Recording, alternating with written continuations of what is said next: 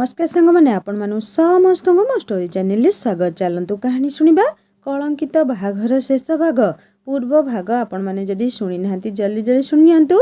राजेश बाबू खुशी था भावु था पूजा बदली जाइछि आउ सुनील को भूली जाइछि। हेले कथा तो थिला किछि अलगा। पूजा आउ सुनील मिसी योजना करथिले आउ किछि। सुनील अनेक चेष्टा परे भी ताकू कौनसी प्रकार काम कोठी भी मिली नथिला। सेथिपाई पूजा भाभी नैथिला अमित को बाहा सारिया परे एमिति किछि करिब जहापाई अमितर सबु संपत्ति को हातेई नेब। बाहाघर पूर्वरु किछि करिबा पाई पूजा असमर्थ थिला। सेइथिपाई से अमित ठारू यथा संभव दूरेई रहुथुला। हेले सुनील किंतु एसबु पाई जमा भी राजी नथिला। हेले से कौन बा करिब। पूजार भल पाइबा आउ ताकू हासिल करिबा लक्ष्य से पूजा कथारे राजी हेइथिला। एपटे सरस्वती आउ सागर दुहे निजर प्रेम दुनिया रे उड़ी बुलुथांती।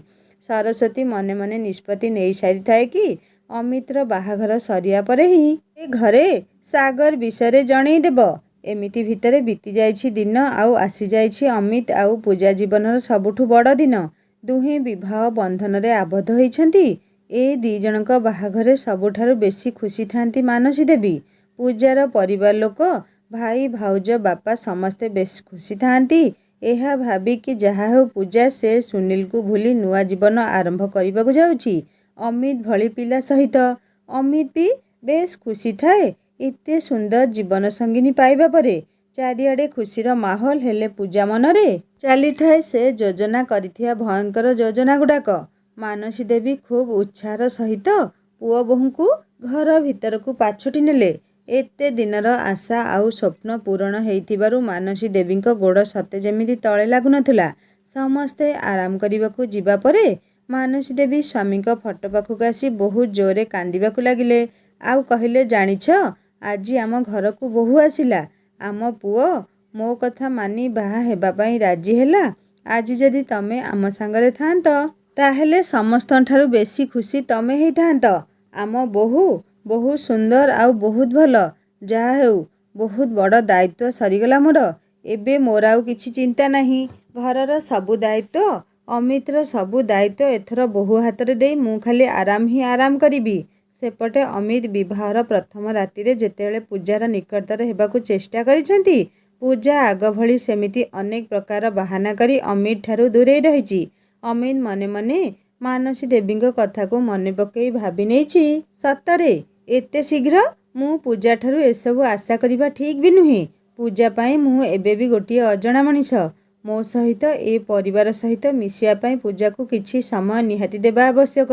एमिति भितरे बीती जाइछि 14 दिन। मानसी देवी पूजा को घरर कौनसी काम करिबाकू देई नाहंती आजी जाए। पूजा अमित सहित आजी जाए भी भलरे कथा है नाही। अमित किंतु चेष्टा जारी रखी थाए सबुबेले पूजा को खुशी करिया पाई। केतेबेले भल भल खाइबा आनी दिए तो केतेबेले किछि किछि दामी उपहार। हेले पूजा मनरे केवल सुनील पाई ही भल पाइबार लहड़ी भांगु थाए। या भितरे पूजा दिने सकाळु मंदिर जिबा बहाना रे सुनील को देखा करिया पाई चली जाइछि। मंदिर पछपटे थिबा बगीचा रे पूजा आउ सुनील कथा हबा बेले देखि नैछि राहुल। आउ संगे संगे से जगह पहुंची पूजार हाथ धरी भिड़ी भिड़ी नहीं जाइछि निज घर को। घरे राजेश बाबू को पूजा आउ सुनील का विषय जणैबा परे राजेश बाबू चिंतारे पड़ी जाइछंती। हेले पूजा सेठी कथा बदली नैछि आउ कहिछि बापा मु सेठिकी सुनील को देखा करिया पाई जाई नथिली। मु केवल मंदिर को जाइथिली। हेले सुनील ही मो पीछा करी करी सेठी पहुंची जाइथिला। मंदिर रे ता सहित कथा हेबार केही देखिदेबे बोली मु ता सहित बगीचा को जाई कथा हेउथिली। आउ ताकू सफा सफा कहि देइछि मो ठारू दूरेई रहिया पाई। पूजा ठारू ए सबु कथा सुनिबा परे राजेश बाबू विश्वास करी पूजा को नहीं अमित का घरे छाड़ी दे आसिले। अमित कंपनी काम रे भारी व्यस्त रहउथांती। सरस्वती को किंतु काहेकि केजाणी पूजार गतिविधि उपरे टिके टिके संदेह हेबा आरंभ हो जाइथिला। पूजा केबे हेले भी आजी जाए सरस्वती पाखरे बसी भाउज हिसाब रे थरे हेले भी पदे मिठा कथा हेई न थाए। सरस्वती जेतेबेले मानसी देवी आगरे ए कथा कुहे सेतेबेले मानसी देवी कहती आलो माँ से झियो परा ता घर बापा माँ समस्त को छाड़ी आसीछि। ता घर कथा तार केते मने पड़ुथुव सेइथिपई ताकू टिके समय लागिबा आम सहित मिसिबा पई। ହେଲେ ତୁ ଏସବୁ ଏବେ ବୁଝିପାରିବୁ ନାହିଁ। ତୁ ଯେତେବେଳେ ବାହା ହେଇ ତୋ ଶାଶୁ ଘରକୁ ଯିବୁ ସେତେବେଳେ ଯାଇ ବୁଝିବୁ। ସରସ୍ୱତୀକୁ କିନ୍ତୁ ମାନସୀ ଦେବୀଙ୍କ କଥା ହଜମ ହୁଏ ନାହିଁ। ସେ ଯୁକ୍ତି କରେ, ମା, ଯଦି ତାଙ୍କୁ ତାଙ୍କ ଘର କଥା ମନେ ପଡ଼ୁଛି ଆମ ସହିତ ସିନା ଶୀଘ୍ର ମିଶିଗଲେ ସେ ବେଶୀ ଭଲ ଅନୁଭବ କରନ୍ତେ। ହେଲେ ମାନସୀ ଦେବୀ ବୁଝେଇବା ପରେ ସରସ୍ୱତୀ ଆଉ କିଛି ନ କହି ଚୁପ୍ ରୁହେ। ଅମିତ କିନ୍ତୁ ସବୁବେଳେ ଚେଷ୍ଟା କରୁଥାନ୍ତି ପୂଜାକୁ ଖୁସି କରିବା ପାଇଁ। ପୂଜା କେମିତି ତାଙ୍କ ମା ଆଉ ଭଉଣୀର ପ୍ରିୟ ହେଇଯାଉ ସେ ବିଷୟରେ ବି ବେଶ୍ ଭାବୁଥାନ୍ତି ଅମିତ। ହଠାତ୍ ଦିନେ ସକାଳୁ ମାନସୀ ଦେବୀ ଆସି କହିଲେ, ଆରେ ଅମିତ, ପୂଜା କୁଆଡ଼େ ଯାଇଛି? ମୁଁ ତ କାହିଁ ତାକୁ ଘରେ ଦେଖୁନାହିଁ ସକାଳୁ। ଅମିତ କହିଲେ, ମା, ଏଇଠି କେଉଁଠି ଥିବେ ସେ। ରାତିରେ ତ ରୁମ୍ରେ ଥିଲେ। ମୁଁ ସକାଳୁ ଉଠିଲା ବେଳକୁ ସେ ରୁମ୍ରେ ନଥିଲେ। ମୁଁ ଭାବିଲି ତଳକୁ ଯାଇ କାମରେ ବ୍ୟସ୍ତ ଥିବେ। ମାନସୀ ଦେବୀ କହିଲେ, ନାଇଁ, ବୋହୂ ତଳକୁ ଆସିନାହିଁ। ସକାଳୁ ମୁଁ ତଳ ହଲ୍ରେ ହିଁ ଅଛି। ସରସ୍ୱତୀ ରୁମ୍ରେ ବି ନାହିଁ ବୋହୂ। ସକାଳୁ ସକାଳୁ ଏମିତି କାହାକୁ କିଛି ନ କହି ସେ କୁଆଡ଼େ ଯାଇଥିବ? ତୁ ଟିକେ ତାକୁ ଫୋନ୍ କଲୁ। ଅମିତ ବ୍ୟସ୍ତ ହୋଇ ପୂଜାକୁ ଫୋନ୍ ଲଗାଇଲେ। ହେଲେ ଅନେକ ଥର ରିଙ୍ଗ ହେବା ପରେ ପୂଜା ଫୋନ୍ ଉଠେଇଲେ ନାହିଁ। ପୂଜାର ଏମିତି ଅଚାନକ ଭାବରେ କେଉଁଆଡ଼େ ଚାଲିଯିବା ଅମିତଙ୍କ ପରିବାର ପାଇଁ ଚିନ୍ତା ବଢ଼େଇ ଦେଲା। ଅମିତ ରାଜେଶ ବାବୁଙ୍କ ଘରକୁ ଫୋନ୍ କରି ମଧ୍ୟ ବୁଝିନେଲେ ପୂଜା ସେଠିକୁ ବି ଯାଇନଥାଏ। ମାନସୀ ଦେବୀ କାନ୍ଦିବା ଆରମ୍ଭ କରିଦେଇଥାନ୍ତି। ଅମିତ ଯଥାସମ୍ଭବ ଚେଷ୍ଟା କରୁଥାନ୍ତି ପୂଜା ବିଷୟରେ ଖବର ନେବା ପାଇଁ। ସମୟ ଦିନ 11ଟା। ଅମିତ, ମାନସୀ ଦେବୀ ଆଉ ସରସ୍ୱତୀ ତିନିଜଣ ଯାକ ହଲ୍ରେ ବସିଥାନ୍ତି ମୁଣ୍ଡରେ ହାତ ଦେଇ। ହଠାତ୍ କଲିଂ ବେଲ୍ ଶୁଭିଲା। ଅମିତ ଦୌଡ଼ି କରି ଯାଇ କବାଟ ଖୋଲିଲେ। ସାମ୍ନାରେ ଥିଲେ ଦୁଇଜଣ ପୋଲିସ ଅଫିସର। ଜଣେ ଲେଡିଜ୍ କନେଷ୍ଟବଳ ଆଉ ତାଙ୍କ ପଛରେ ଛିଡ଼ା ହେଇଥିଲା ପୂଜା। ପୋଲିସଙ୍କ ସହିତ ପୂଜାକୁ ଦେଖି ଅମିତ ପ୍ରଥମେ ଦୌଡ଼ିଗଲେ ଆଉ ପୂଜା ପାଖକୁ ଯାଇ ତାକୁ ଜାବୁଡ଼ି ଧରି କହିଲେ, ପୂଜା, ତମେ କୁଆଡ଼େ ଚାଲି ଯାଇଥିଲ ସକାଳୁ? ପୂଜା, ଆମେ କେତେ ଚିନ୍ତାରେ ପଡ଼ିଗଲୁଣି ତମ କଥା ଭାବିକି। ଏମିତି କାହାକୁ କିଛି ନ କହି କୁଆଡ଼େ ଯିବା କ'ଣ ଠିକ୍? ଅମିତ ସମସ୍ତଙ୍କୁ ଭିତରକୁ ଡାକି କହିଲା, ଆପଣଙ୍କୁ ଅନେକ ଅନେକ ଧନ୍ୟବାଦ ପୋଲିସ ଅଫିସର। ଆପଣ ମୋ ପୂଜାକୁ ଖୋଜି ଆଣିଲେ। ପୂଜା ସଙ୍ଗେ ସଙ୍ଗେ କାନ୍ଦି କାନ୍ଦି କହିବାକୁ ଲାଗିଲା, ସାର୍, ଏଇ ସ୍ୱାମୀ ଆଉ ସେ ହେଉଛନ୍ତି ମୋ ଶାଶୁ। ମୋତେ ଏମାନେ ସବୁବେଳେ ମାରୁଛନ୍ତି। ପୂଜାର କଥା ଶୁଣି ସମସ୍ତେ ଆଶ୍ଚର୍ଯ୍ୟ ହୋଇ ତା ଆଡ଼କୁ ଚାହିଁଲେ। ପୋଲିସ ଅଫିସର ମଧ୍ୟ କହିଲା, ଅମିତ, ତମକୁ ଏବେ ଆମ ସହିତ ଥାନାକୁ ଯିବାକୁ ପଡ଼ିବ। ତମ ନାଁରେ କେସ୍ ଫାଇଲ୍ ହେଇଛି। ତମେ ତମ ପରିବାର ଲୋକ ପୂଜା ମ୍ୟାଡମଙ୍କ ଉପରେ ଅତ୍ୟାଚାର କରୁଛ ଆଉ ତାଙ୍କ ଜୀବନ ନେବା ପାଇଁ ଚେଷ୍ଟା ମଧ୍ୟ କରିଥିଲ। ଅମିତ କହିଲେ, ପୂଜା, ଏ ସାର୍ ଏମିତି କ'ଣ କହୁଛନ୍ତି? ତମେ ଏସବୁ କହିଛ? ହେଲେ ପୂଜା, ଏସବୁ କ'ଣ? ତମେ ଭଲ ଭାବରେ ଜାଣିଛ ଆମ ଘରେ ତମ ସହିତ ଏମିତି କିଛି ବି ହେଇନାହିଁ। ଏ ମିଛ କଥା ସବୁ କ'ଣ ପାଇଁ ପୂଜା? କ'ଣ ହେଇଛି ତମର ପୂଜା? ମାନସୀ ଦେବୀ କହିଲେ, ବୋହୂ, ଏସବୁ କ'ଣ ଶୁଣୁଛି ମୁଁ? ତୁ ଏମିତି କ'ଣ ପାଇଁ କଲୁ? ପୋଲିସ କହିଲେ, ଏସବୁ ଆଲୋଚନା କରିବା ପାଇଁ ଆମେ ଏଠିକି ଆସିନାହୁଁ। ଅମିତ, ତମେ ଯଦି ଭଲରେ ଆମ ସହିତ ନ ଯିବ ତାହେଲେ ଆମେ ବାଧ୍ୟ ହୋଇ ତମକୁ ହାତକଡ଼ି ପିନ୍ଧେଇ ଏଠୁ ନେଇଯିବୁ। ମାନସୀ ଦେବୀ କହିଲେ, ସାର୍, ମୋ ପୁଅ ଏମିତି କିଛି ବି କରିନାହିଁ। ତାକୁ କ'ଣ ପାଇଁ ଥାନାକୁ ନେବେ? ମୋ ବୋହୂ ମିଛ କହୁଛି। ପୋଲିସ କହିଲେ, ଅତ୍ୟାଚାର ହେବାର ମିଛ ଅଭିଯୋଗ କେବେ ଗୋଟିଏ ଝିଅ କରେ ନାହିଁ। ଏତେ ବଡ଼ ଘର ହେଲେ କିନ୍ତୁ ଆହୁରି ଏତେ ଲୋଭ ଯେ ଯୌତୁକ ପାଇଁ ବୋହୂ ଉପରେ ଅତ୍ୟାଚାର କରୁଛ। ଛି ଛି ଛି ଛି, ଏ ବୟସରେ ବି ମାଉସୀ ଆପଣଙ୍କର ଏତେ ଲୋଭ? ଆପଣଙ୍କୁ ଖରାପ ଲାଗିବା କଥା। ଆପଣ ଆଉ କେତେ ଦିନ ବଞ୍ଚିବେ ଯେ ଏମିତି ଦାଉ ସାଧୁଛନ୍ତି ବୋହୂ ଉପରେ? ଅମିତ ରାଗିଯାଇ କହିଲା, ମୁହଁ ସମ୍ଭାଳିକି କଥାବାର୍ତ୍ତା କରନ୍ତୁ ସାର୍, ନହେଲେ କିଛି ଭଲ ହେବ ନାହିଁ। ସେ ମୋ ମା ଆଉ ମୋ ମାଙ୍କ ବିଷୟରେ ମୁଁ ପଦେ ବି ଶୁଣିବା ପାଇଁ ଚାହୁଁନାହିଁ। ପୋଲିସ କହିଲେ, ଆଚ୍ଛା, ସତ କଥାଟା ଏମିତି କଷ୍ଟ ଦିଏ? ଏ ଭାଉ ହାଜତ ଭିତରେ ଦେଖେଇବ ଚାଲ। ଏପଟେ କାଣ୍ଡ କରୁଛ ଆଉ କହିଲାକୁ ଧମକ ଦେଉଛ, ନୁହେଁ? ସରସ୍ୱତୀ କହିଲେ, ଆପଣ ଭୁଲ ବୁଝୁଛନ୍ତି ସାର୍। ମୋ ଭାଇ କି ମା ସେମିତି କିଛି ବି କରିନାହାନ୍ତି। ସରସ୍ୱତୀ ପୂଜା ପାଖକୁ ଦୌଡ଼ି ଯାଇ, ଭାଉଜ, ତମେ ଏମିତି କ'ଣ ପାଇଁ କଲ ଭାଉଜ? ଭାଇ ନାଁରେ ମିଛ ଅଭିଯୋଗ କଲେ ତମକୁ କ'ଣ ମିଳିବ? ତମେ ପୋଲିସକୁ କହିଦିଅ ଭାଉଜ ଏସବୁ ମିଛ ବୋଲି, ନହେଲେ ସେମାନେ ଭାଇକୁ ଥାନାକୁ ନେଇଯିବେ। ପୂଜା ସରସ୍ୱତୀ ଠାରୁ ଦୂରେଇ ଯାଇ କହିଲା, ସାର୍, ମୋତେ ବହୁତ ଡର ଲାଗୁଛି ସାର୍। ଏମାନେ ମୋତେ ମାରିଦେବେ ସାର୍, ଆପଣ କିଛି କରନ୍ତୁ। ପୂଜାର ଏମିତି ଡ୍ରାମା ଦେଖି ସରସ୍ୱତୀ ଖୁବ୍ ଜୋରରେ ରାଗିଯାଇ ପୂଜାର ତଣ୍ଟିକୁ ଧରି କହିବାକୁ ଲାଗିଲା, ବହୁତ ହେଇଗଲା ଭାଉଜ। ତମର ଏ ମିଛ ଯୋଗୁଁ ମୋ ଭାଇକୁ ଏମାନେ ଜେଲ୍ ନେଇଯିବେ। ମାରିଦେବି ତମକୁ, ମୁଁ ମାରିଦେବି। ଅମିତ ଦୌଡ଼ି ଯାଇ ସରସ୍ୱତୀକୁ ଛଡ଼େଇ କହିଲେ, ବ୍ୟସ୍ତ ହନି ତୁ। ଆମେ ବୋଧେ ମଣିଷ ଚିହ୍ନିବାରେ ଭୁଲ କରିଦେଲେ। ସରସ୍ୱତୀର ଏମିତି ବ୍ୟବହାର ଦେଖି ପୂଜା କାନ୍ଦି କାନ୍ଦି କହିବାକୁ ଲାଗିଲା, ସାର୍, ଦେଖିଲେ, ଆପଣଙ୍କ ଆଗରେ ଏମାନେ ମୋ ତଣ୍ଟି ଚିପି ଦେଉଛନ୍ତି, ଆଉ ତାହେଲେ ପଛରେ ଏମାନେ କ'ଣ କରୁଥିବେ ଭାବନ୍ତୁ ମୋ ସହିତ। ମୁଁ ଏଠି ରହିପାରିବି ନାହିଁ ସାର୍, ମୋତେ ନେଇ ଆମ ଘରେ ଛାଡ଼ି ଦେଇ ଆସନ୍ତୁ। ମାନସୀ ଦେବୀ ଆଉ ସରସ୍ୱତୀ ଯେତେ ନେହୁରା ହେଲେ ମଧ୍ୟ ପୋଲିସ ଅଫିସର ଜଣକ କିଛି ଶୁଣିଲେ ନାହିଁ, ଆଉ ଅମିତକୁ ନେଇଗଲେ ସାଙ୍ଗରେ ହାଜତକୁ। ଅମିତ ଏସବୁ ଦେଖି ଅବାକ୍ ପାଲଟି ଯାଇଥାନ୍ତି। ତାଙ୍କ ପାଟିରେ କିଛି ଭାଷା ହିଁ ନଥିଲା ଆଉ ପୂଜାକୁ କହିବା ପାଇଁ। ପୋଲିସ ଗାଡ଼ିରେ ବସେଇ ଅମିତକୁ ନେଇଗଲେ। ବାହାରେ ଲୋକମାନଙ୍କର ଅସଂଖ୍ୟ ଭିଡ଼। ସମସ୍ତେ ଦେଖୁଥାନ୍ତି ଅମିତର ଥାନାକୁ ଯିବାଟା। ମାନସୀ ଦେବୀ ହଠାତ୍ ମୁଣ୍ଡ ବୁଲେଇ ପଡ଼ିଗଲେ ତଳେ। ବିଚାରୀ ସରସ୍ୱତୀ ମାନସୀ ଦେବୀଙ୍କୁ ଘର ଭିତରକୁ ନେଇ ଶୁଆଇ ଦେଲା। ପାଖରେ କେହି ନାହାନ୍ତି ଟିକେ ସାହାଯ୍ୟ କରିବା ପାଇଁ। ସାହି ପଡ଼ିଶା ସବୁ ଛି ଛି କହୁଥାନ୍ତି ଛି ଛି, ଏତେ ବଡ଼ ଘର, ଏତେ ଟଙ୍କା ପଇସାରେ ଚାଲୁଛନ୍ତି, ହେଲେ ଗୋଟିଏ ବୋଲି ବୋହୂକୁ ପୁଣି ତା ଉପରେ ଯୌତୁକ ନିର୍ଯାତନା ଦେଉଛନ୍ତି। ଏମିତି ପରିବାରଠାରୁ ଦୂରେଇ ରହିବା ହିଁ ଭଲ ଲୋ ମା। ଯେଉଁମାନେ କାଲି ଅମିତ ଆଉ ମାନସୀ ଦେବୀଙ୍କର ପ୍ରଶଂସା କରୁଥିଲେ, ଆଜି ସେଇମାନେ ପୂଜାର ମିଛ ଅଭିଯୋଗ ଶୁଣିବା ପରେ ହଠାତ୍ ବଦଳିଗଲେ। କେହି ହେଲେ ବି ବିଶ୍ୱାସ କରୁନଥିଲେ ମାନସୀ ଦେବୀଙ୍କ ପରିବାର ଲୋକଙ୍କ କଥାକୁ। ଅମିତକୁ ନେଇ ହାଜତ ଭିତରେ ବନ୍ଦ କରିଦେଲେ ପୋଲିସ। ଏପଟେ ମାନସୀ ଦେବୀଙ୍କ ଦେହ ହଠାତ୍ ଖରାପ ହେବାରେ ଲାଗିଥାଏ। ସରସ୍ୱତୀ ଡାକ୍ତରଙ୍କୁ ଫୋନ୍ କରି ଦେଇଥାଏ, ହେଲେ ସେ ଏକୁଟିଆ ଘରେ ଥିବାରୁ ସାଗରକୁ ଫୋନ୍ କରି ସବୁ କୁହେ ଆଉ ତାଙ୍କ ଘରକୁ ଆସିବା ପାଇଁ କୁହେ। ସାଗର ସବୁ ଶୁଣିବା ପରେ ସଙ୍ଗେ ସଙ୍ଗେ ଚାଲି ଆସେ ମାନସୀ ଦେବୀଙ୍କ ଘରକୁ। ସାଗରକୁ ଦେଖି ସରସ୍ୱତୀ ଖୁବ୍ ଜୋରରେ କାନ୍ଦିବାକୁ ଲାଗେ ସାଗରକୁ ଜାବୁଡ଼ି ଧରି। ସାଗର ସରସ୍ୱତୀକୁ କୁହେ, ଆରେ ତମେ ବ୍ୟସ୍ତ ହୁଅନି, ଭାଇଙ୍କର କିଛି ବି ହେବ ନାହିଁ। କେହି ନ ଜାଣିଲେ ବି ମୁଁ ଜାଣିଛି ତମେ ନ୍ୟାୟରେ ଅଛ, ଆଉ ଭଗବାନଙ୍କ ଦୁଆରରେ କେହି କେବେ ଅନ୍ୟାୟର ଶିକାର ହୁଏ ନାହିଁ। ସାଗରଠାରୁ ଆଶ୍ୱାସନା ପାଇବା ପରେ ସରସ୍ୱତୀ ଟିକେ ହାଲକା ଅନୁଭବ କରୁଥାଏ। ୟା ଭିତରେ ଡାକ୍ତର ଆସି ମାନସୀ ଦେବୀଙ୍କୁ ଦେଖି ଯାଇଛନ୍ତି, ଇଞ୍ଜେକ୍ସନ ମଧ୍ୟ ଦେଇଛନ୍ତି। ସାଗର ମାନସୀ ଦେବୀଙ୍କ ଘରେ ରହି ସରସ୍ୱତୀ ସହିତ ଏ ଘଟଣା ବାବଦରେ ଆଲୋଚନା କରିଛନ୍ତି। ସେପଟେ ଅମିତ ବାରମ୍ବାର ଚିଲେଇ କହି ଚାଲିଛି ଯେ ପୂଜା ମିଛ ଅଭିଯୋଗ କରୁଛି। ଏ କେସ୍ରେ କୌଣସି ପ୍ରକାର ସତ୍ୟତା ନାହିଁ, ହେଲେ ପୋଲିସ ଅମିତର କୌଣସି କଥା ବି ଶୁଣିବା ପାଇଁ ରାଜି ନାହାନ୍ତି। ସେପଟେ ପୂଜା ଯାଇ ପହଞ୍ଚି ଯାଇଛି ନିଜ ଘରେ। ସେତେବେଳେ ସବୁ ନ୍ୟୁଜ୍ ଚ୍ୟାନେଲରେ କେବଳ ଗୋଟିଏ ଖବର ଘୁରି ବୁଲୁଥାଏ, ସହରର ସବୁଠୁ ବଡ଼ ଧନୀ ବ୍ୟବସାୟୀ ଅମିତ ମହାନ୍ତି ଗିରଫ।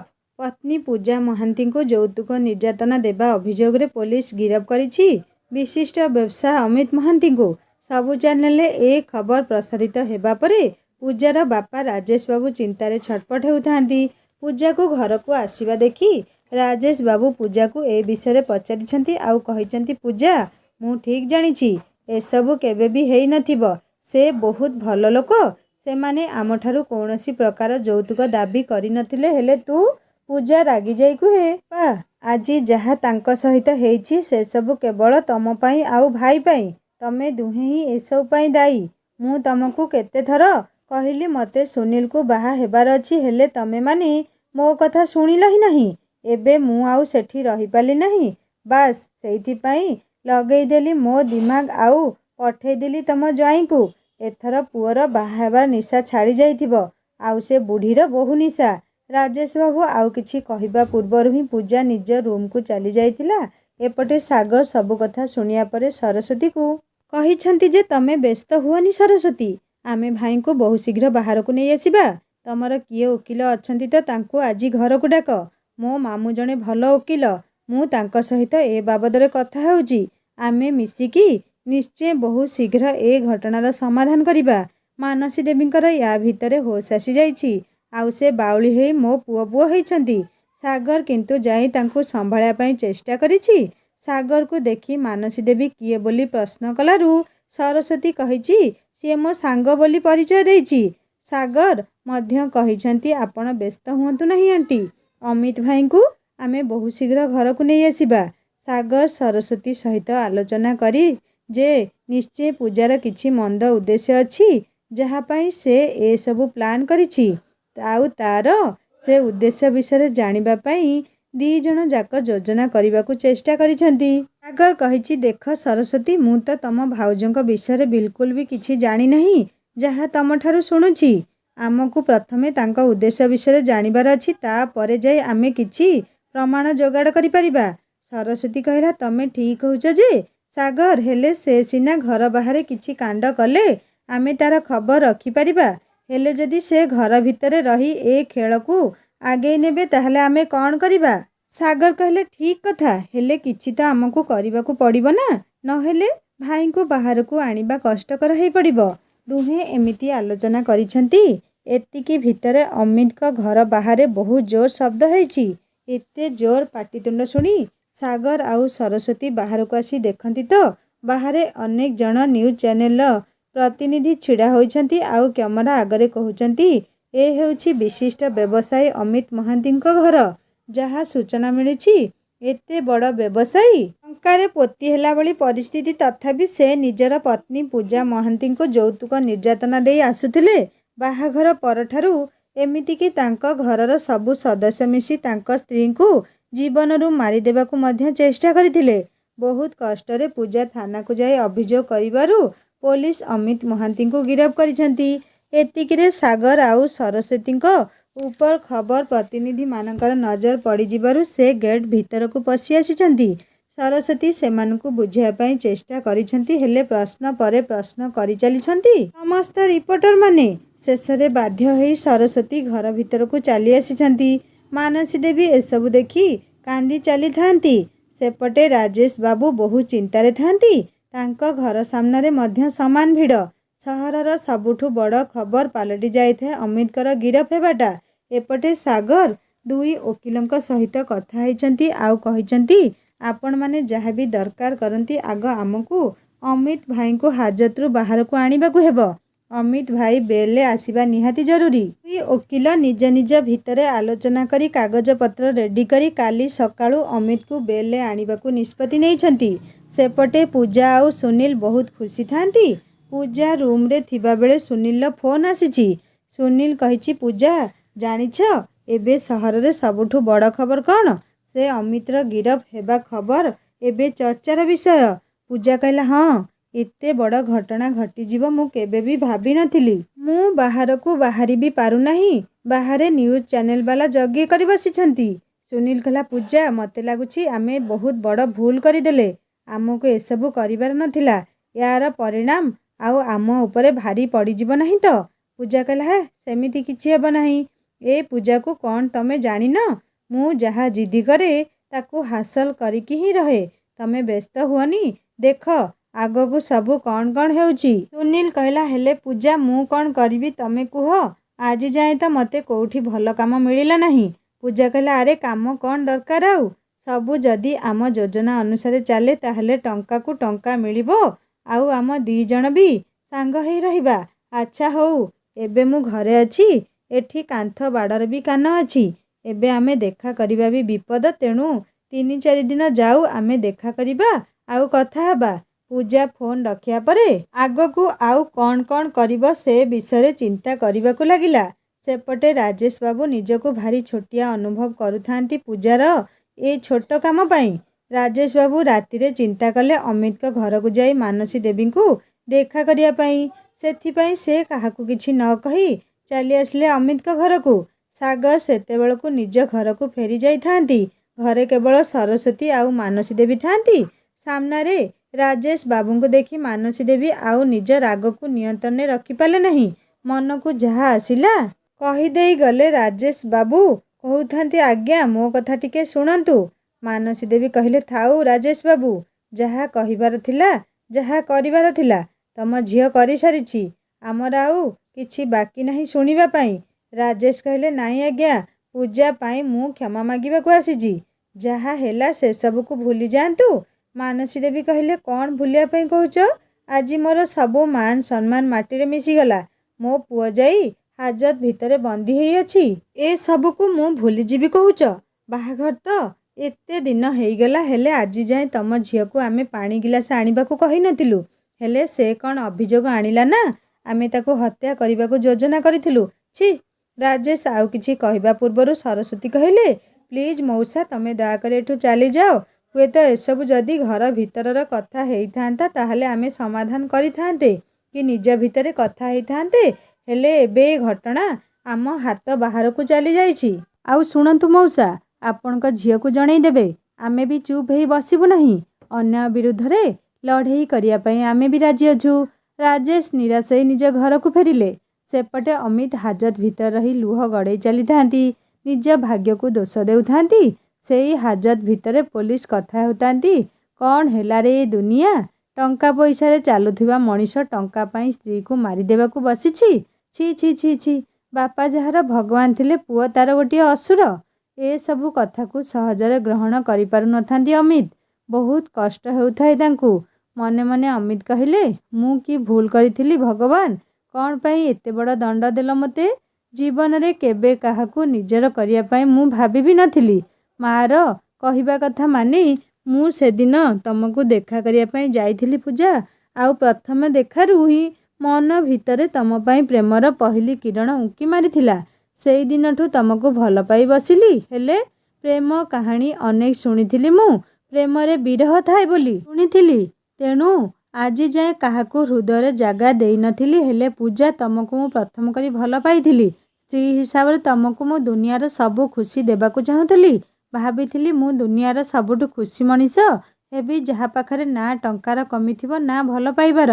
ଭଗବାନ ମୋତେ ମାଆଟିଏ ଦେଇଛନ୍ତି ଯିଏ ମୋତେ ମୋ ଜୀବନଠୁ ବେଶୀ ଭଲ ପାଏ। ଭଉଣୀଟିଏ ବି ଦେଇଛନ୍ତି ଯିଏ ମୋତେ ବହୁ ସ୍ନେହ କରେ। ଆଉ ଏତେ ସଫଳତା ଦେଇଛନ୍ତି ଯେ ଦୁନିଆର ସବୁ ଜିନିଷ ମୋ ହାତ ମୁଠାରେ। ଆଉ ଭାବିଥିଲି ଯାହା ଭଗବାନ ଦେଲେ ମନ ଚାହିଁଲା ଭଳି ସ୍ତ୍ରୀ ବି ଦେଲେ। ହେଲେ ତମ ମନରେ ଏତେ ଛଳନା ଥିଲା ମୁଁ କେବେ କଳ୍ପନା ବି କରିନଥିଲି। ତମ ପାଇଁ ମୋ ପ୍ରେମ ସମ୍ପୂର୍ଣ୍ଣ ରୂପେ ପବିତ୍ର ଥିଲା। ହେଲେ ମୁଁ ଜାଣିଥିଲି ମୋ ଜୀବନର ଏ ପ୍ରେମ ଏମିତି କଳଙ୍କିତ ହେଇ ବାହାରିବ, ଯାହା ପାଇଁ ମୋର ସବୁ କିଛି ନଷ୍ଟ ହେଇଯିବ। ସବୁ କିଛି। ଭଲ ପାଇବାର ମୂଲ୍ୟ ମୋତେ ଏଇ ହିସାବରେ ମିଳିବ ବୋଲି ମୁଁ କେବେ ବି ଭାବିନଥିଲି। ଏପଟେ ମାନସୀ ଦେବୀ ମଧ୍ୟ ଏଇଥିପାଇଁ ନିଜକୁ ଦୋଷ ଦେଉଥାନ୍ତି। କହି ହେଉଥାନ୍ତି, ମୋ ଧନ କେବେ ବି ରାଜି ନଥିଲା ଏବେ ବାହା ହେବା ପାଇଁ। ହେଲେ ମୁଁ ହିଁ ତାକୁ ବାଧ୍ୟ କରିଥିଲି। ଆଉ ଆଜି ତା'ର ମୂଲ୍ୟ ମୋ ପୁଅକୁ ଶୁଝିବା ପାଇଁ ପଡ଼ୁଛି। ଦିନ ସକାଳୁ 2 ଓକିଲ କାଗଜପତ୍ର କରି ଅମିତକୁ ବେଲ୍ରେ ଘରକୁ ନେଇ ଆସିଛନ୍ତି। ଅମିତ ଘରକୁ ସିନା ଆସିଛନ୍ତି, ହେଲେ ମୁହଁ ତାଙ୍କର ସତେ ଯେମିତି ସିଝି ଯାଇଛି। ଅମିତ ଘରକୁ ଆସି ଚୁପ୍ ହେଇ ବସି ପଡ଼ିଲେ। ଆଉ ଯେତେବେଳେ ମାନସୀ ଦେବୀ ଅମିତଙ୍କ ପାଖକୁ ଆସିଲେ, ଅମିତ ମା'ଙ୍କୁ ଜାବୁଡ଼ି ଧରି ଖୁବ୍ ଜୋରରେ କାନ୍ଦିବାକୁ ଲାଗିଲେ। ଅମିତକୁ ସାଗର ଆଉ ସରସ୍ୱତୀ ମିଶି ଚୁପ୍ କରେଇଲେ। ଏବେ ଅମିତ ସାଗରଙ୍କ ପରିଚୟ ପାଇବା ପରେ ତାଙ୍କୁ ଧନ୍ୟବାଦ ଦେଇଛନ୍ତି। ପରେ ସାଗର ଆଉ ଅମିତ ମିଶି ପୂଜାର ଯୋଜନା ବିଷୟରେ ଜାଣିବା ପାଇଁ ଆଲୋଚନା କରିଛନ୍ତି। ହେଲେ ଅମିତ ଭିତରୁ ଏମିତି ଭାଙ୍ଗି ପଡ଼ିଥିଲେ ଯେ ସେ କିଛି ଚିନ୍ତା କରିବା କି କିଛି ନିଷ୍ପତ୍ତି ନେବା ଅବସ୍ଥାରେ ହିଁ ନଥିଲେ। ସେପଟେ ପୂଜା ଆଉ ସୁନୀଲ ଯୋଜନା ମୁତାବକ ଗୋଟିଏ ପରେ ଗୋଟିଏ ଅଭିଯୋଗ ଲଦି ଚାଲିଥାନ୍ତି ଅମିତଙ୍କ ଉପରେ। ସବୁଥର ଭଳି ସମାଜ ଗୋଟିଏ ଝିଅର ଅଭିଯୋଗକୁ ସତ ମାନି ଅମିତକୁ ଦଣ୍ଡ ଦେବା ପାଇଁ ଦାବି କରିଛନ୍ତି। ଅନେକ ନାରୀ ନେତ୍ରୀ, ଅନେକ ସମାଜସେବୀ ବାହାରି ଆସିଛନ୍ତି ରାଜରାସ୍ତାକୁ ଅମିତକୁ ଶାସ୍ତି ଦେବା ପାଇଁ। ବିତି ଯାଇଛି 2 ଦିନ। ଅମିତ ଯେତେଥର ବି ବାହାରକୁ ଆସିବା ପାଇଁ ଚେଷ୍ଟା କରିଛନ୍ତି, ସବୁଥର ତାଙ୍କ ପଡ଼ୋଶୀ ବାହାର ଲୋକ ଅନେକ ନିନ୍ଦା କରିଛନ୍ତି, ତାଙ୍କୁ ଘୃଣା ଭରା ଆଖିରେ ଦେଖିଛନ୍ତି। ଏ ଘଟଣା ପାଇଁ ଅମିତଙ୍କ କମ୍ପାନୀରେ ମଧ୍ୟ ଅନେକ କ୍ଷତି ହେଇଛି। ସବୁ ଇନଭେଷ୍ଟରମାନେ ଟଙ୍କା ଫେରେଇ ନେବାକୁ ଦାବି କରିଛନ୍ତି। ଏସବୁକୁ ସହି ନପାରି ଅମିତ ଦିନେ ଆତ୍ମହତ୍ୟା କରିବାକୁ ମଧ୍ୟ ଚେଷ୍ଟା କରିଛନ୍ତି। ହେଲେ ସାଗର ଠିକ୍ ସମୟରେ ପହଞ୍ଚି ଅମିତକୁ ଏମିତି ଭୁଲ କରିବାକୁ ବଞ୍ଚେଇ ଦେଇଛନ୍ତି। ଆଉ ଆଗକୁ ସାହସର ସହିତ ପରିସ୍ଥିତିକୁ ସାମ୍ନା କରିବା ପାଇଁ କହିଛନ୍ତି। ହଠାତ୍ ଦିନେ ପୋଲିସ ପୂଜା ଆଉ ସୁନୀଲଙ୍କ ଘରେ ପଶି ସେମାନଙ୍କୁ ଧରି ଥାନାକୁ ନେଇ ଆସିଛନ୍ତି। ସୁନୀଲ କହିଲା, ସାର୍ ମୋତେ କାହିଁ ଆଣିଛନ୍ତି? ମୁଁ କ'ଣ କରିଛି? ପୋଲିସ କହିଲା, ବେଶୀ ଆଉ ଡ୍ରାମା କର ନାହିଁ। ବହୁତ ହେଇଗଲା ତମ ମିଛ ଅଭିନୟ। ପୂଜା କହିଲା, ସାର୍ ଆପଣ ଏ କ'ଣ କହୁଛନ୍ତି? କୋଉ ଅଭିନୟ? ପୋଲିସ କହିଲା, ଛି, ତମକୁ ଟିକେ ଖରାପ ଲାଗୁନାହିଁ? ତମେ ଗୋଟିଏ ଝିଅ ହେଇ ଏତେ ବଡ଼ ମିଛ ଅଭିଯୋଗ କରି ଏମିତି ପାରିଲ? ହଁ ମାନୁଛି, ସମାଜରେ ଝିଅମାନଙ୍କୁ ସେମାନଙ୍କ କଥାକୁ ବହୁ ମାତ୍ରାରେ ପ୍ରାଧାନ୍ୟ ଦିଆଯାଉଛି। ତା ବୋଲି କ'ଣ ତମେମାନେ ତା'ର ଏମିତି ଫାଇଦା ଉଠେଇବ? ପୂଜା କହିଲା, ସାର୍ ଆପଣ କ'ଣ କହୁଛନ୍ତି ମୁଁ କିଛି ବୁଝିପାରୁନି। ଏ ମଣିଷ କିଏ? ସୁନୀଲ ଆଡ଼କୁ ଇଙ୍ଗିତ କରି, ମୁଁ ଜାଣିନାହିଁ। ମୋତେ କ'ଣ ପାଇଁ ୟା ସହିତ ଏଠିକି ନେଇ ଆସିଛ? ପଛକୁ ଚାହିଁ ଦେଖେ ତ ପୂଜା ପଛରେ ସାଗର, ସରସ୍ୱତୀ, ଅମିତ ଆଉ ମାନସୀ ଦେବୀ ଛିଡ଼ା ହୋଇଛନ୍ତି। ପୂଜା ହଠାତ୍ ବୁଲି ପଡ଼ି ପୋଲିସକୁ କହିଲା, ଓ ଆଚ୍ଛା ବୁଝିଲି ସାର୍, କେତେ ଟଙ୍କା ନେଇଛନ୍ତି ଆପଣ ଏ ଅମିତ ମହାନ୍ତିଠାରୁ?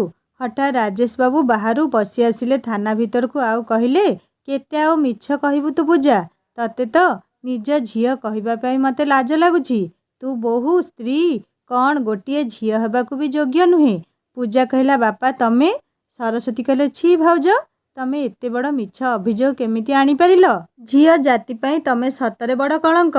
ତମ ଭଳି କେତେଟା ସ୍ୱାର୍ଥପର ଝିଅ ପାଇଁ ଆଜି ଗୋଟିଏ ଝିଅକୁ ବିଶ୍ୱାସ କରିବା ପାଇଁ ଲୋକ ପ୍ରସ୍ତୁତ ନୁହନ୍ତି। ମୋ ଭାଇ କେତେ ଭରସା ଆଉ ବିଶ୍ୱାସର ସହିତ ତମ ହାତ ଧରିଥିଲା ବେଳେ ତମେ କ'ଣ କଲ? ସମସ୍ତେ ନିଜ ଇଚ୍ଛା ଅନୁସାରେ ଗାଳି କରିଦେଇଗଲେ ପୂଜାକୁ। ପୂଜାର ବାପା ହିଁ ରାଜେଶ ବାବୁ ସବୁ ସତ କଥା କହିଦେଇଥିଲେ ପୋଲିସ ଆଗରେ। ଆଉ ପୂଜା ସୁନୀଲ ସହିତ କଥା ହେବାର ଗୋଟିଏ ଭିଡ଼ିଓ ମଧ୍ୟ ଆଣି ପୋଲିସକୁ ଦେଇଥିଲେ। ଅମିତ କିନ୍ତୁ କିଛି କହିନଥିଲେ ପୂଜାକୁ। ଲୁହ ଭିଜା ଆଖିରେ କିଛି ମୁହୂର୍ତ୍ତ ଚାହିଁଥିଲେ ପୂଜାକୁ, ଆଉ ଶେଷରେ ଚାଲି ଆସିଥିଲେ ବାହାରକୁ। ଅମିତ ପଛରେ ମାନସୀ ଦେବୀ ବାହାରକୁ ଆସି କହିଥିଲେ ବାବାରେ ତୁ କାହିଁ କାନ୍ଦୁଛୁ? ଉପଯୁକ୍ତ ଦୋଷୀ ଦଣ୍ଡ ପାଇଲା, ଏବେ ଆଉ କ'ଣ ଦୁଃଖ?